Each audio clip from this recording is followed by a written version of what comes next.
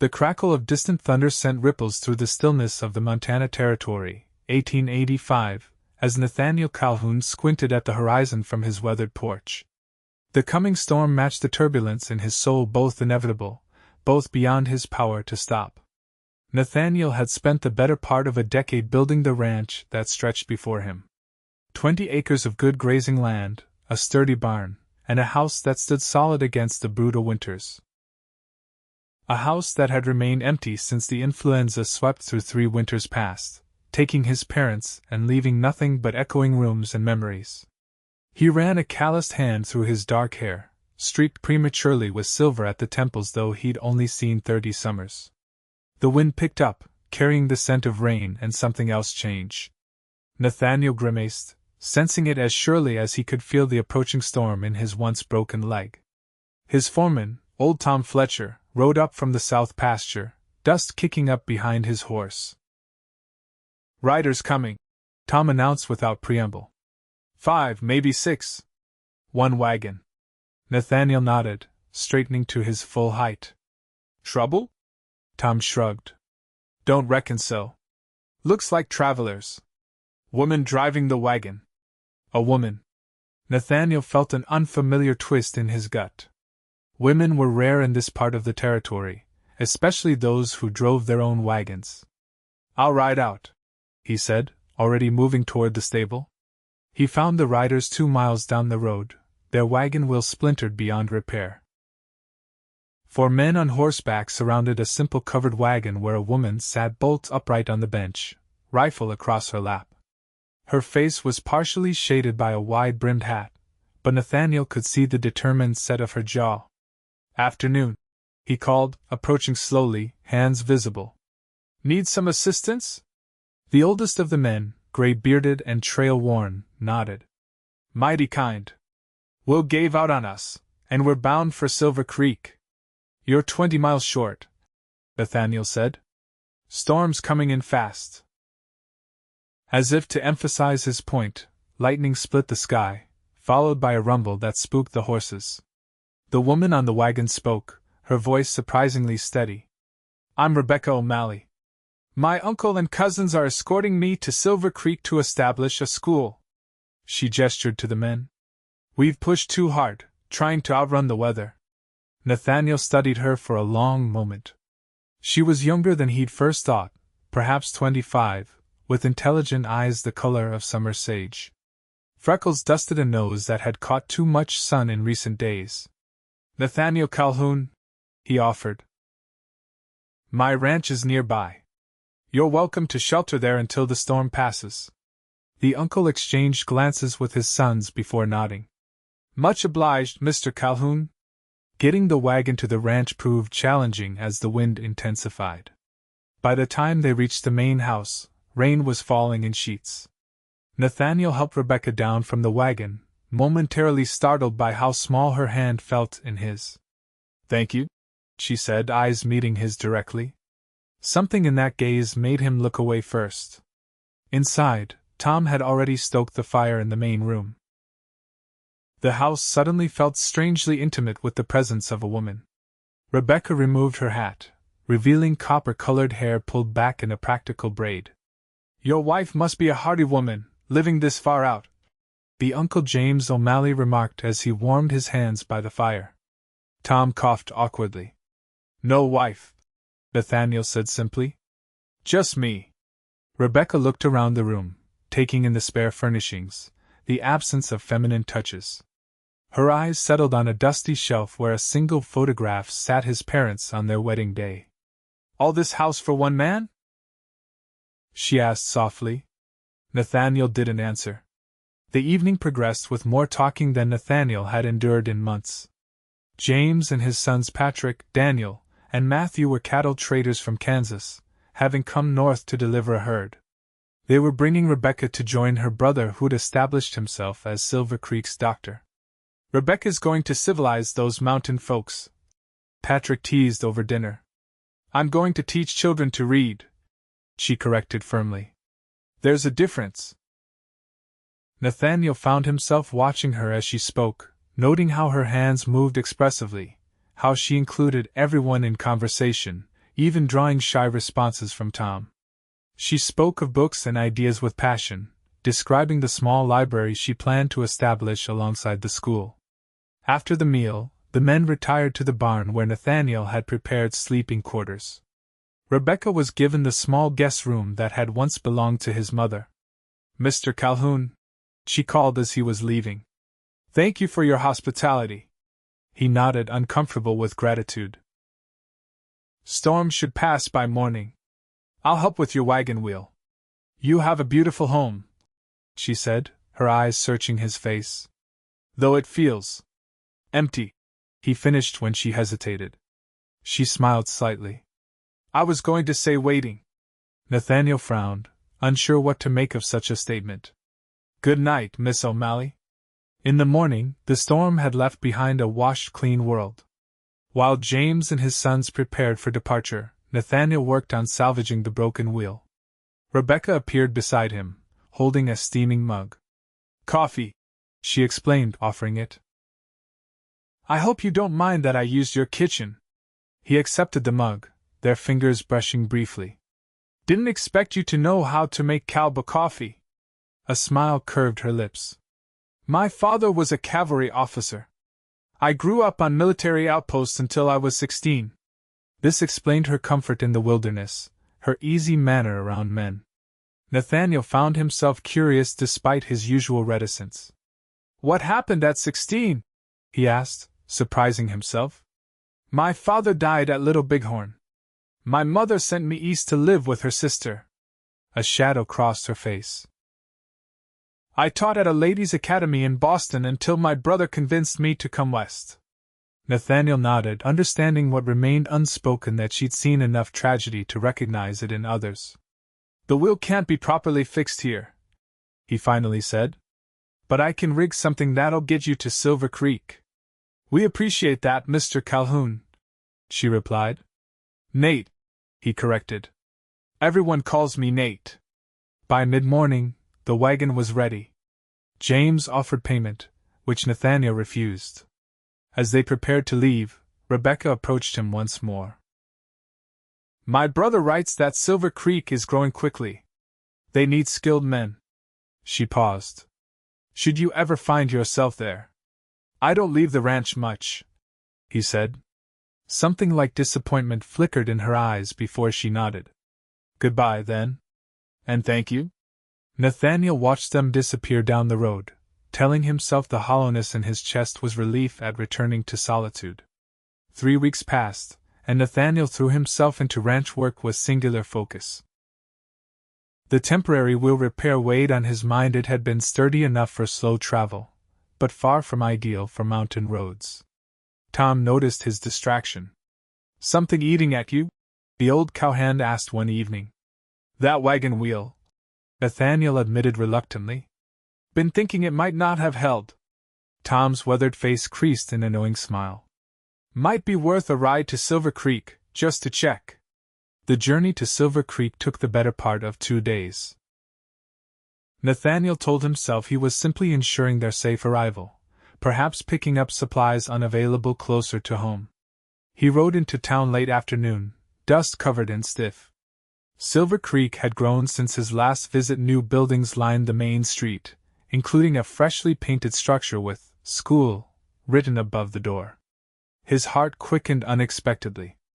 At the general store, he inquired about the new schoolteacher. "Miss O'Malley?" The shopkeeper nodded enthusiastically. "Finest thing to happen to this town in years. Already has 20 children enrolled, and she started an evening class for adults who never learned their letters." "She arrived safely then?" Nathaniel said, relief evident in his voice. "Had some trouble with a wagon wheel, I heard. Her brother was worried sick when they were late." The shopkeeper studied him. "You know Miss O'Malley?" "Stopped at my ranch during the storm last month." "Well, school's letting out soon if you've business with her." Nathaniel found himself waiting across the street as children spilled from the schoolhouse door. Rebecca appeared last, locking the door behind her. She wore a simple blue dress, her hair partially escaping its pins after a day's work. Something tightened in his chest at the sight of her. She noticed him immediately, surprise and something else crossing her features as she crossed the street. "Mr. Calhoun," she said, stopping before him. "What brings you to Silver Creek?" He shifted uncomfortably. "Needed supplies. Thought I'd check that the wagon wheel held." A smile tugged at her lips. "You rode 2 days to check on a wheel? I don't usually do repair work," he said stiffly. "Wanted to make sure it was satisfactory. It got us here safely," she assured him, eyes bright with amusement. "Though my uncle had to replace it properly afterward." An awkward silence fell between them. "Are you staying in town tonight?" she finally asked. He nodded. "At the hotel." "Then perhaps you'd join my brother and me for dinner? As thanks for your hospitality." Before he could formulate a reason to refuse, she added, "My brother is eager to meet the man who sheltered his foolhardy sister during a thunderstorm." Dinner at the doctor's house was unlike anything Nathaniel had experienced in years. Dr. Richard O'Malley was a jovial man whose easy conversation made even Nathaniel relax slightly. Rebecca moved confidently through the simple home, which doubled as the town's medical office. The rooms were filled with books, medical journals, and surprisingly beautiful sketches of local plants. "Rebecca's work," Richard explained, noticing Nathaniel's interest in the drawings. "She documents native flora for my records. Quite the naturalist." "You flatter me," Rebecca replied, setting a steaming pie on the table. "It's merely a hobby. These are skillfully done," Nathaniel said, examining a detailed rendering of a wildflower he recognized from his own land. "Thank you," she said, looking pleased. "I've always believed in truly seeing what others might overlook." Her words resonated uncomfortably. Nathaniel felt suddenly transparent, as though she could see through the taciturn exterior he'd cultivated. Over dinner, Richard spoke of Silver Creek's rapid growth. "The railroad's coming through next year. We'll need lumber, cattle, provisions. There's opportunity here for established ranchers." He gave Nathaniel a meaningful look. "My place is 40 miles out," Nathaniel replied. "Too far to be useful." Rebecca tilted her head. "Distance hasn't stopped you before."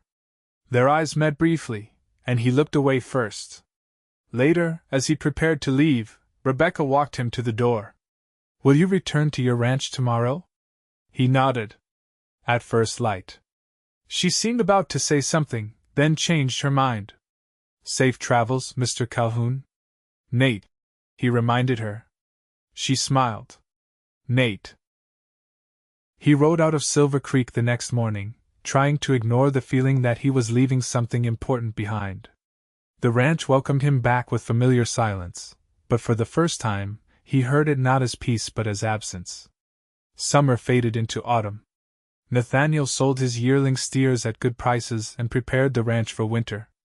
Occasionally, travelers from Silver Creek brought news the school was flourishing, the new teacher beloved. He listened without comment, ignoring Tom's knowing glances. In late October, riders arrived with word of a diphtheria outbreak in Silver Creek. Several children had died, and the doctor was overwhelmed. "What about the schoolteacher?" Nathaniel asked before he could stop himself. "Working alongside her brother day and night," came the reply. "Town's running short on supplies and medicine." That night, Nathaniel loaded a wagon with food from his root cellar and winter stores. Tom watched silently as he prepared to leave at dawn. "Thought you didn't leave the ranch much," the old man finally said. Nathaniel secured a tarp over the supplies. "People need help." "People," Tom echoed. "Or one person in particular?" Nathaniel didn't answer. Silver Creek was eerily quiet when he arrived. The schoolhouse doors were closed, a quarantine notice nailed to the wood. He found Richard O'Malley at his office, haggard and red-eyed. "Calhoun," the doctor said, surprised. "What brings you here? Heard you needed supplies." Nathaniel gestured to his wagon. "Where's your sister?" Richard's expression darkened. "At the Miller place. Their youngest came down with it yesterday. Rebecca's been nursing the worst cases." He hesitated. "It's risky." "You shouldn't," Where? Nathaniel interrupted. The Miller farm lay 2 miles outside town. Nathaniel found Rebecca there, sitting at the bedside of a small girl whose labored breathing filled the room.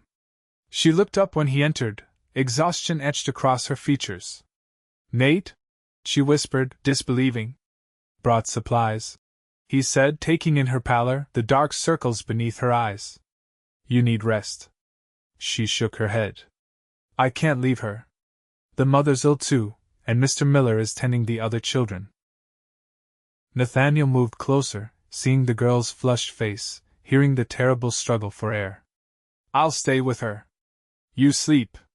Rebecca hesitated. Do you know what to watch for? If she worsens, I buried my parents and younger brother in the influenza epidemic, he said quietly. I know. Understanding dawned in her tired eyes. She stood, swaying slightly. Without thinking, Nathaniel steadied her with a hand at her elbow. 2 hours, she conceded. Then wake me.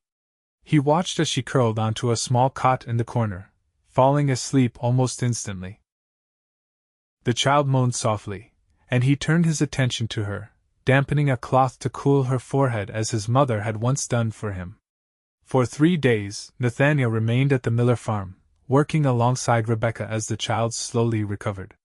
They spoke little, communicating through shared glances and small gestures that required no words. He learned to anticipate when she needed fresh water, when the girl required medicine. She seemed to know when fatigue overwhelmed him, appearing at his side with coffee or gentle insistence that he rest. On the 4th day, the doctor declared the worst over. The child was improving, and no new cases had appeared in town. You should return to your ranch, Rebecca told Nathaniel as they walked back to town together. Winter's coming soon. He nodded, suddenly reluctant to leave. You're staying then? Of course.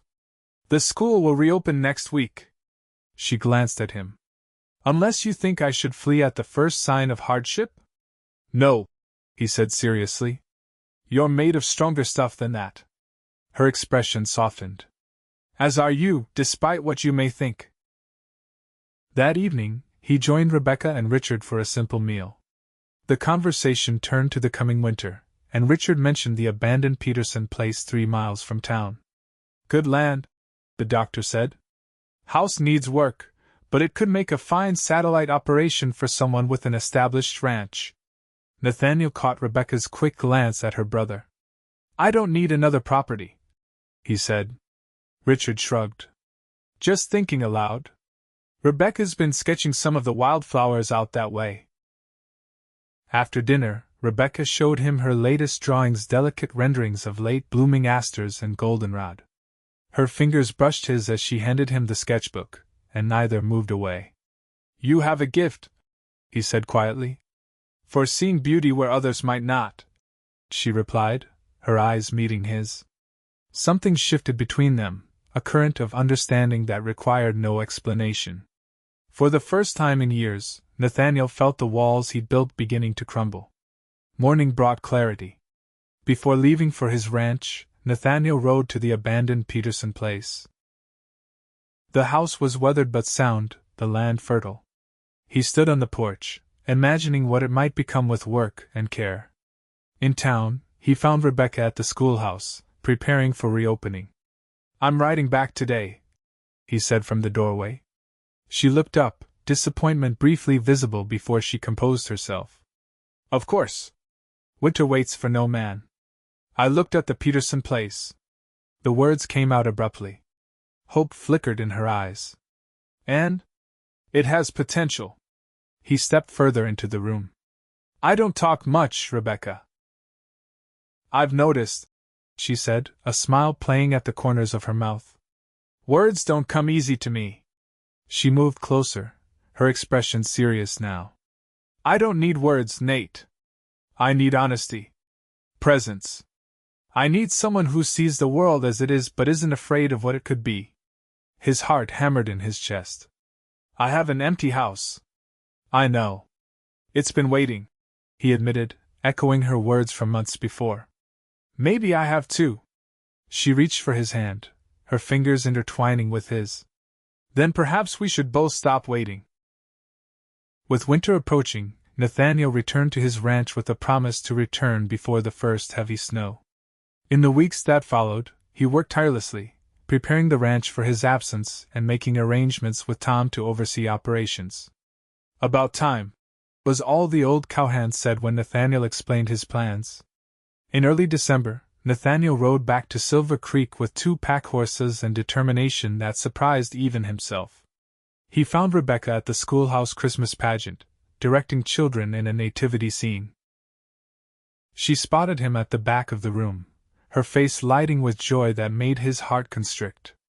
Later, walking through the snow-covered town, he told her of his decision.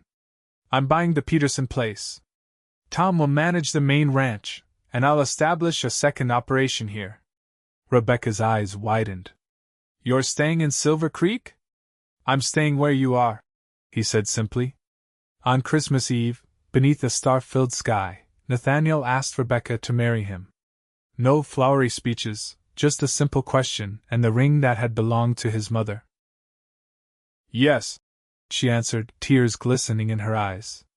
"1,000 times yes." They were married in the spring of 1886, with wildflowers covering the hillsides around Silver Creek. Richard officiated, and even taciturn Tom smiled through the ceremony. The Peterson house, renovated throughout the winter, became their first home together. Over dinner on their wedding night, Rebecca placed a package before him. "A gift," she explained. Inside was a leather-bound book filled with her drawings, wildflowers from his ranch, sketches of the house, and a portrait of Nathaniel himself that somehow captured both his strength and the gentle heart he'd hidden away for so long. On the first page she'd written, "For the man who showed me that the deepest feelings require no words at all." "It's beautiful," he said, genuinely moved. She smiled. "I've started a new series documenting our life together, page by page." Later, as moonlight streamed through their bedroom window, Nathaniel held her close. "I never thought I'd have this again," he confessed. "A home that felt alive." "It's not the house that makes a home," she whispered. "It's the love that fills it." By the following spring, their love had created something new. Rebecca was with child. Nathaniel threw himself into expanding their home, adding rooms for the family they would build together. On a golden autumn day, their daughter came into the world with a lusty cry that made Nathaniel laugh through his tears. They named her Elizabeth Hope, and when Nathaniel held her tiny form against his chest, the last empty spaces in his heart filled completely. That night, watching Rebecca nurse their daughter, Nathaniel finally found words for what he felt. "I love you," he said, his voice rough with emotion. "More than I ever thought possible." Rebecca looked up, her eyes shining. "I've always known, Nate. You told me every day, not with words, but with everything you are." As years passed, the Peterson place flourished, as did the Calhoun family. 2 sons followed, Elizabeth, James, and Thomas, filling their home with noise and joy. Nathaniel expanded his cattle operation, becoming one of the region's most respected ranchers. Rebecca continued teaching until the children came, then focused on raising their family and continuing her botanical illustrations, which eventually were published in a regional scientific journal. The original ranch remained in operation under Tom's management until the old cowhand retired to a small cabin on the Peterson property, becoming an honorary grandfather to the Calhoun children. The empty house that had once echoed with Nathaniel's solitary footsteps became a gathering place for family holidays and summer visits. On their 20th anniversary, Nathaniel took Rebecca back to his first ranch. They stood together on the porch where he had once watched approaching storms alone. "Do you ever regret it?" he asked. "Coming west? Choosing this life? Choosing me?" Rebecca leaned against him, her copper hair now streaked with silver, her eyes still bright with the same intelligence and warmth that had first captivated him. "Never," she said firmly. "We've built something remarkable, Nate. Not just the ranches or the family, but this understanding between us." She took his hand, the same way she had all those years ago in the schoolhouse. "Some people talk their whole lives and never say anything worth hearing. You've shown me that the truest connections don't always need words. Nathaniel pulled her close, remembering the empty man he'd been before she entered his life. I was just surviving before you, he admitted. Now I'm living.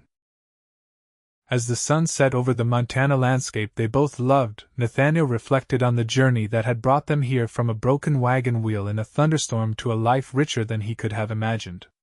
All because a woman had seen past his silence to the heart beneath, and a lonely cowboy had found the courage to open his empty house and his guarded heart.